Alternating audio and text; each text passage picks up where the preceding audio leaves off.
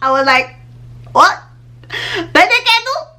I'm trying to have this baby. Ain't nobody trying to blow no birthday candle. My birthday is in October. If I had listened to him, we would have had the baby at home. That's all I have to say. Like, everybody started going crazy. My people. It wasn't even up to 5 minutes that they left.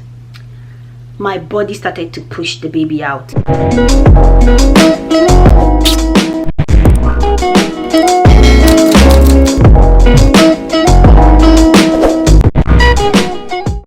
Hey guys, welcome and welcome back to another video.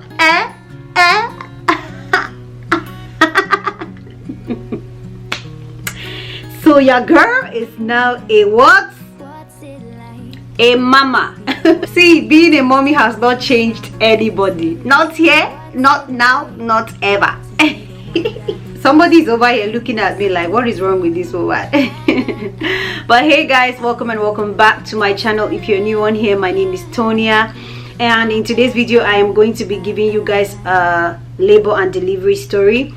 I'm sure by now you guys have seen the my labor and delivery vlog, but this is like the story, you know, just to back up some of the things that the vlog probably didn't pick up. I always prayed that my baby would come at 39 weeks.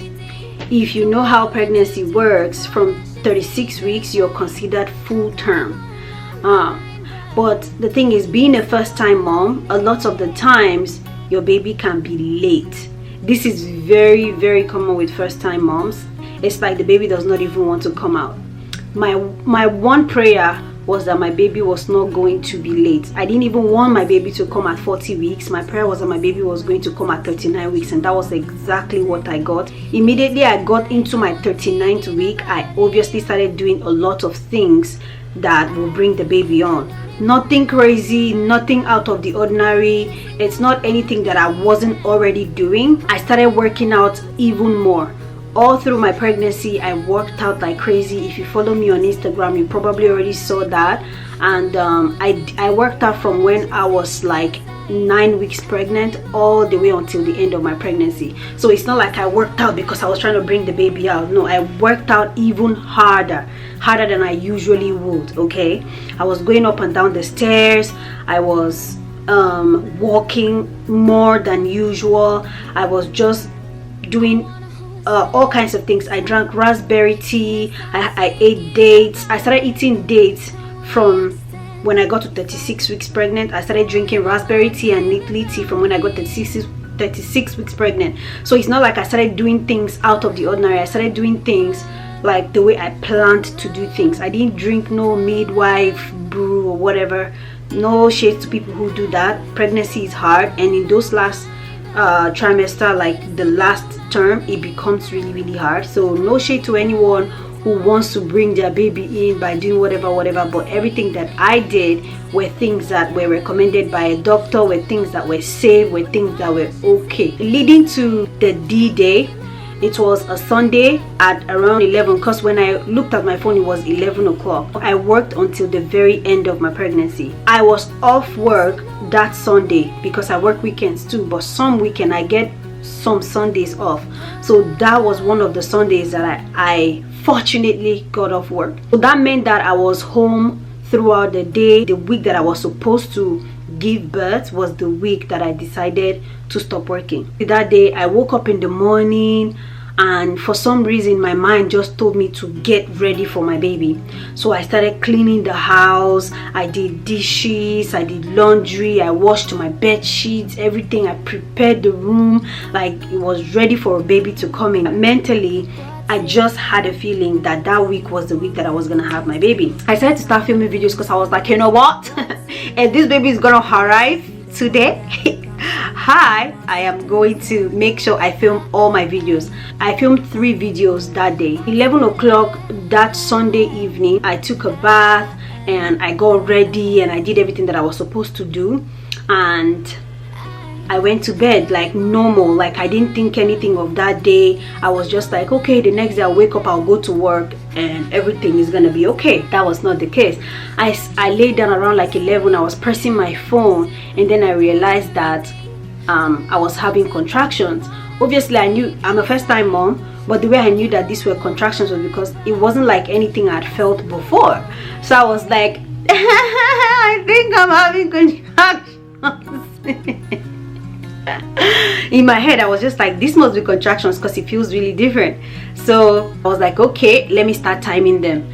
There and then was when I downloaded an app called Contraction Timer, and I started timing my contractions. It was really easy to use. So I started timing my contractions, and after a few minutes I went to go pee before, you know, my last pee of the night before I go to bed.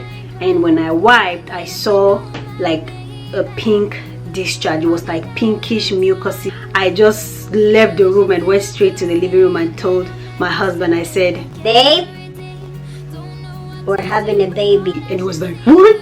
For real? That was his exact word. He was like, for real? For real? And I was like, yes, for real, we're having a baby. And he stood up and started taking a bath, packing his hospital bag. I was telling him before that, okay, pack your hospital bag. Pack your hospital. I was telling him a month before my due date, pack your hospital bag. He kept procrastinating. So all of a sudden he stood up and started packing his bag. You know, boys.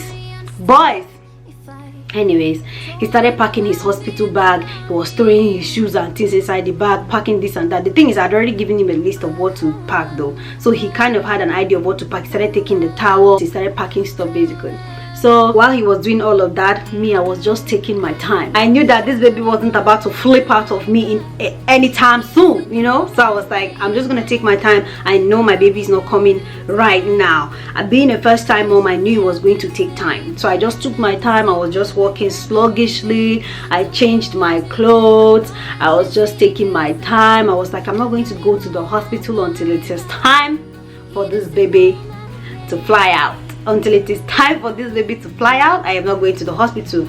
Just so you know, my plan was to labor at home and have my baby in the hospital. I had 100% plan of having my baby naturally without any epidural. So I knew that if I go to the hospital too early, I might end up taking the epidural, just because a lot of nurses and doctors think you can't do it, so they keep convincing you to take it. Or I might just be in too much pain that I'll be like, I'm just here, I'm here right now, so why I gotta waste time again? I'm gonna take this right now. I didn't want to have a reason to take it, you know. So I was like, no, I'm going to labor at home. I know that I can't change my mind when there's no epidural at home. About an hour after that, I was like, I'm just gonna call the hospital, let them know what's going on. Even if I don't end up going in today, let them just know that I have already gone into labor. So I called the hospital, a woman picks up, I let her know what the situation is, and she was like, if you want, you can come into the hospital and we're just going to check you and see where everything is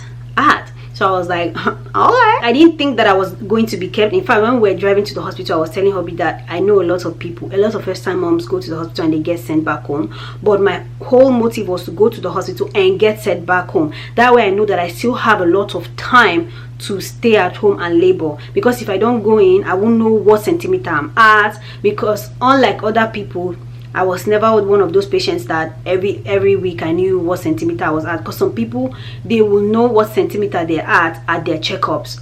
My OB never did that, so I never knew what centimeter I was at.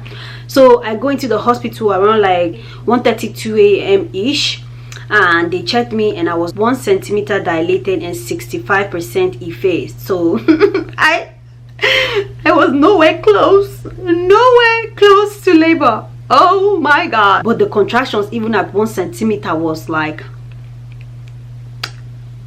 baby, it was hot. It was painful. So I was like, how is 10 centimeter gonna be? My life is about to be over. So the midwife that birthed my baby decided that she wanted to give me, you know, like Tylenol. That's not the name of the painkiller, but it's like Tylenol, except they give it to you as an injection. So she was like, she's going to give it to me, if not I'm not going to be able to sleep. She knew that I wasn't having my baby that day, so she was like, you better take this painkiller so you can sleep. And I was like, okay.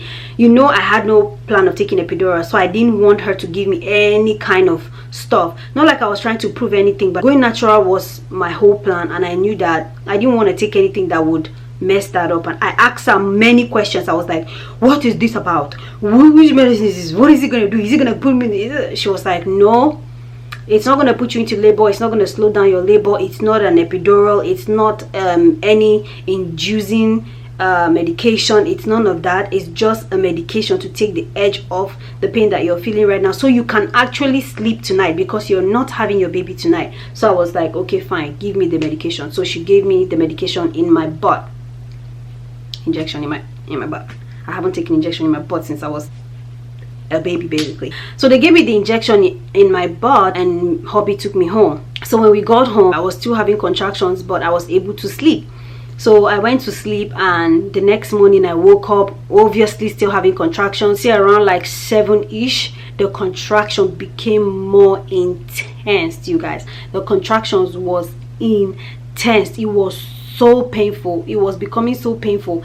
And what gave me the courage to go to the hospital was because I started feeling more pressure than pain. No, I was feeling a lot of pain accompanied by pressure. So if you've ever watched any pregnancy video, you know that once you start feeling pressure, it means that the baby's head is literally there and the baby is pushing down. So once I started feeling pressure, I told my hubby, I was like, let's go to the hospital. I am feeling a lot of pressure.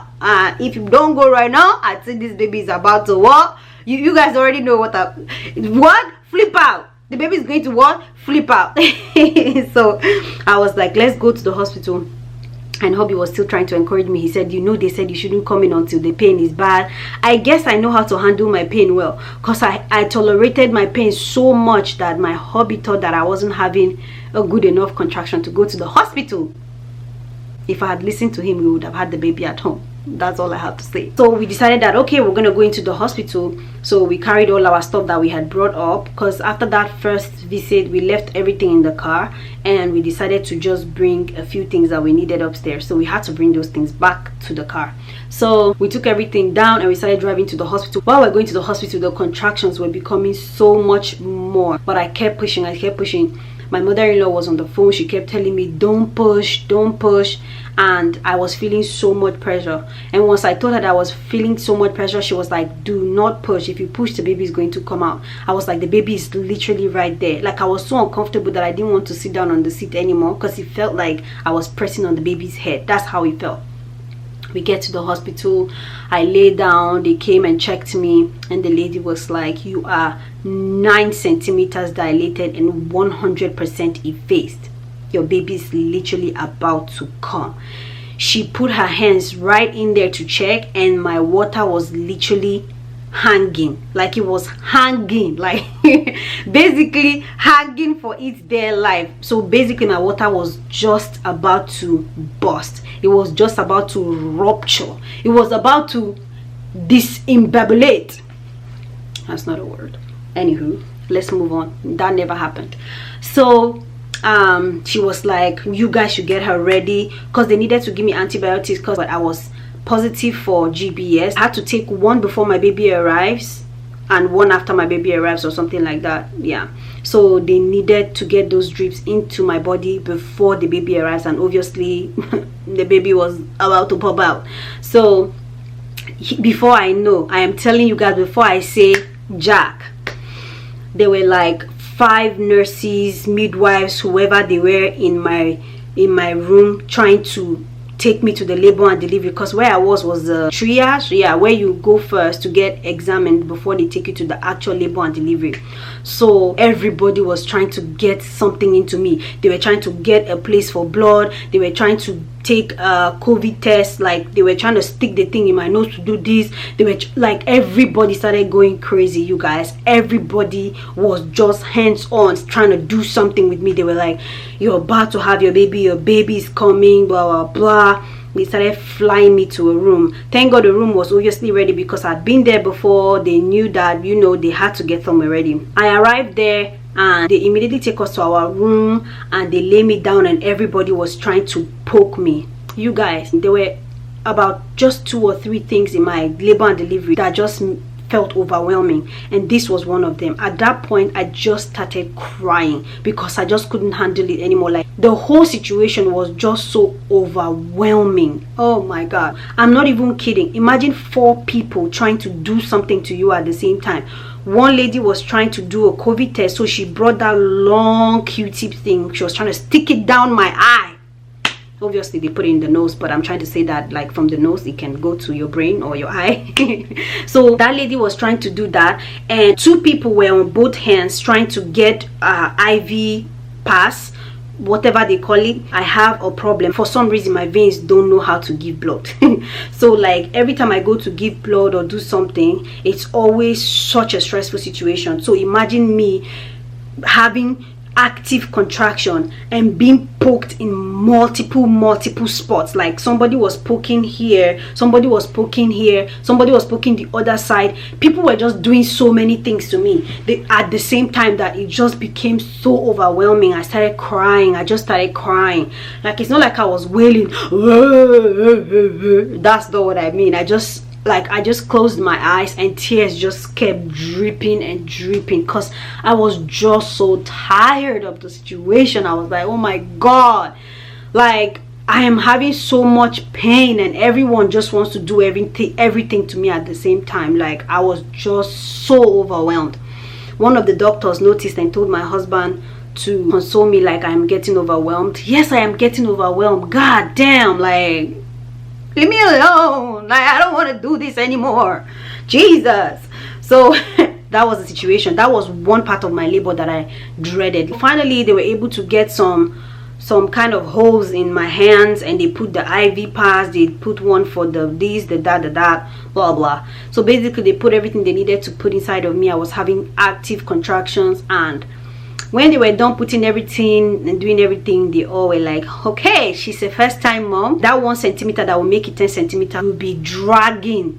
So they thought I was one of those people. So they were all like, you know what? Let's go away. Let's leave her alone. Let her contract. They all left.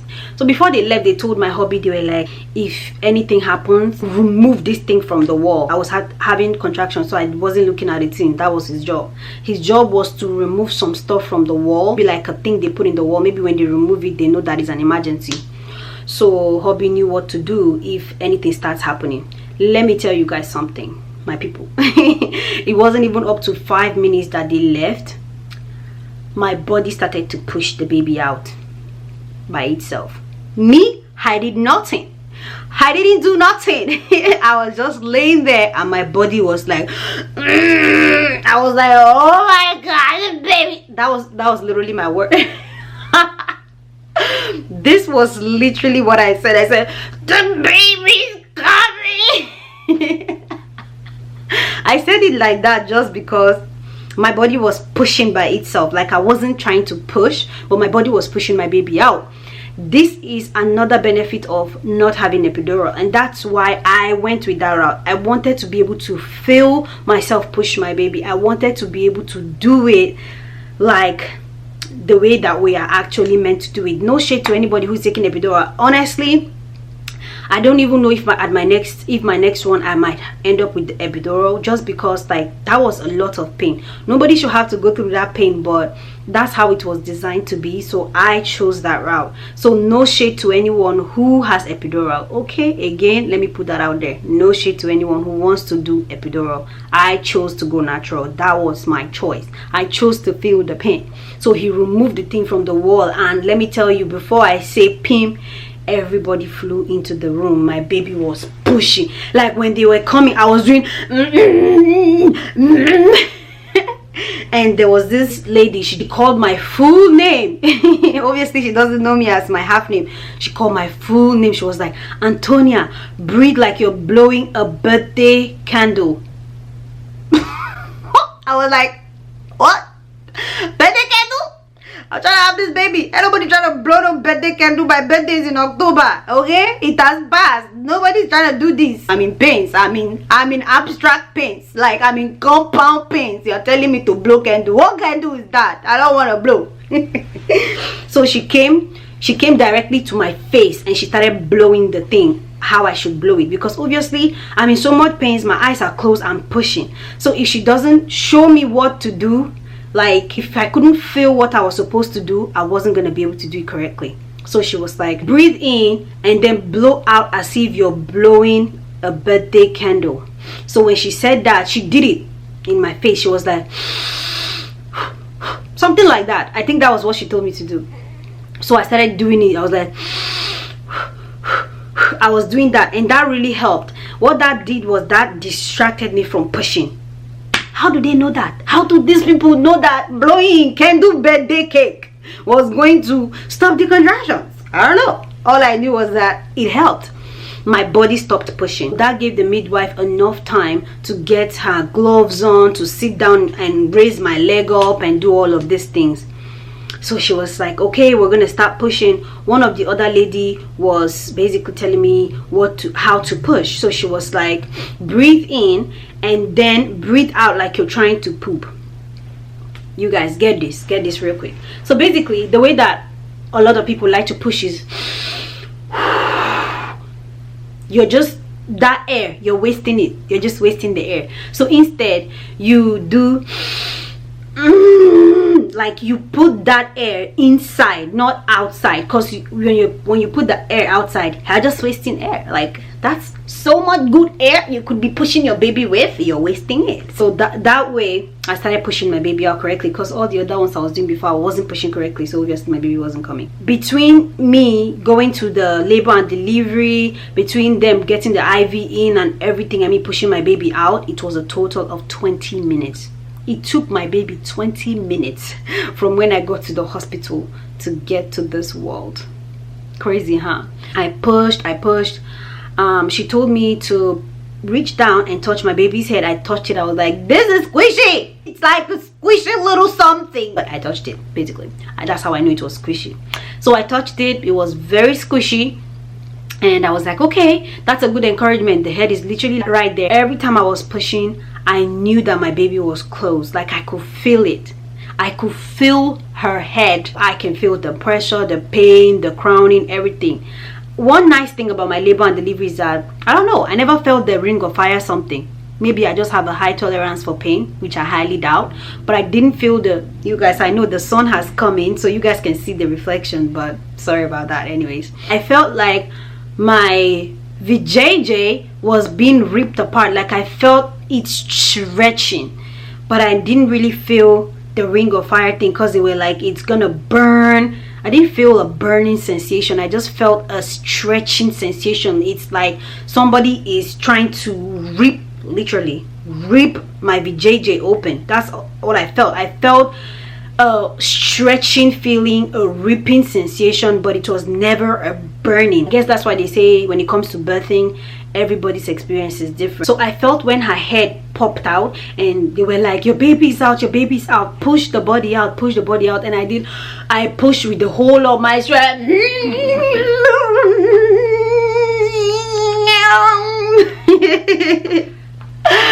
And she flew out and everybody was like, oh my gosh, she's got a lot of hair. Before she came, everybody was just saying she's got a lot of hair, she's got a lot of hair. See, let me tell you guys something. One of the things I prayed for the most when I was pregnant was that my baby was going to be hairy, because I am a very hairy person. My family are very hairy people, so I wanted to make sure that at least I really prayed that my baby was going to take that gift from me, because I took it from my mom and I'm very grateful for it. Like, when I tell you we're hairy, I'm not playing. I'm talking about legs, hands, eyebrows, everywhere you can ever think of. Hair grows there and grows tremendously in abundance. So when everybody started screaming, she's got a lot of hair, she's got a lot of hair, oh my god, that encouraged me. I was like, let me push her out, let me see this hair. Let me tell you something, look at this. You guys see all that hair? You see? How many newborns do you know with a head full of hair like that? You don't know any. It's just mine. Look at that hair. You guys see all that hair? Look at this. Oh, so beautiful. Oh shoot, let me take my baby out of the sun. Sorry, baby. Yeah, my baby got a lot of hair. I was so grateful. Like, she came out with a head full of hair. Her whole face was covered with hair. Her whole ear, both her ears are covered in hair. God was like, you want hair? I give you hair in abundance. So immediately she came out, they brought her right to my chest, but she wasn't crying. She held on for a little bit before she cried. If you watch the labor and delivery vlog, you will know this. But she held on for a little bit, didn't cry, and I just started saying, cry baby, please cry. I just started saying, baby, you have to cry, because I know if you don't cry, there's a problem. and they started rubbing her back, doing all of these things. Everywhere was just overwhelming, and she just oh my god, yes baby, yes. Let them know what's up. You can scream all you want, baby, just scream, scream, scream, scream to the world. She screamed and screamed and screamed, and she started screaming. They put her on my chest, and I was like, I love you, baby, I love you, I love you. And my husband was like, we know you love her, you've said that before. We heard you. I just couldn't. I started looking at her, admiring her. And yes guys, that's my labor and delivery story. My labor and delivery went exactly how I pictured it, how I planned it, how I prayed for, how I hoped for. So I can tell you 100% that I had a positive labor and delivery. If I remember any other details, I'm going to put it in my postpartum journey, so make sure you look out for that. Thank you guys so much for watching this video. If you enjoyed it, don't forget to give it a thumbs up and smash the subscribe button if you're new. Break it, destroy it, and do whatever you like with it. And I will be seeing you in my next one. Bye.